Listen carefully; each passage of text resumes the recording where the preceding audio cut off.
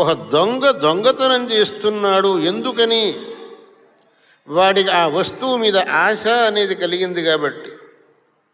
ఆ ఆశ అనేది లేకపోతే వాడు ఎందుకు దొంగతనం చేస్తాడు? ఒకడు ఒక వ్యక్తిని హింస చేస్తున్నాడు అని అంటే ఎందుకు? వాడి మీద వీడి కోపం. ఈ కోపం వల్ల వాడు హింస చేస్తున్నాడు. వాడి మీద వీడి కోపమే లేకపోతే వాడికి ఎందుకు హింసకు పోతాడు వీడు? ప్రతి ఒక్క అకార్యానికి వెనక ఈ రెండు ఉండనే ఉంటాయి. ఈ రెండిట్లో ఏదో ఒకటి ఉండనే ఉంటుంది. ఈ రెండింటికి గనక నువ్వు అవకాశం ఇవ్వకపోతే నీ వల్ల తప్పుడు పనులు కావు, చెడు పనులు కావు. ఈ క్రోధాన్ని గురించి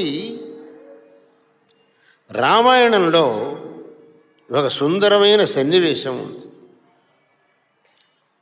ఆంజనేయ స్వామి సీతమ్మవారి అన్వేషణ కోసం లంకాపట్నానికి వెళతాడు. అక్కడ లంకాపట్నంలో పట్నం అంతా వెతకి చివరికి అశోకవనంలో సీతా అమ్మవారిని చూడగలుగుతాడు. అమ్మవారితో మాట్లాడతాడు. అమ్మవారికి రాములవారు ఇచ్చినటువంటి అంగుళీయకాన్ని సమర్పిస్తాడు. అమ్మవారు ఇచ్చినటువంటి చూడామణిని తీసుకుంటాడు మళ్ళీ రాముల వారికి ఇవ్వటానికి. తర్వాత తాను వచ్చిన విషయం రావణాసుడికి తెలియాలి కదా అని చెప్పేసి ఆ అశోకవనాన్ని నాశనం చేస్తాడు. అప్పుడు రావణాసుడు అనేక మందిని హనుమంతుడు యుద్ధానికి పంపిస్తాడు. వాళ్ళందరినీ ఆంజనేయ స్వామి పరిమారుస్తాడు.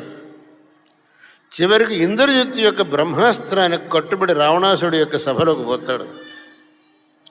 వెళ్ళి రావణాసుడికి బుద్ధి చెబుతాడు.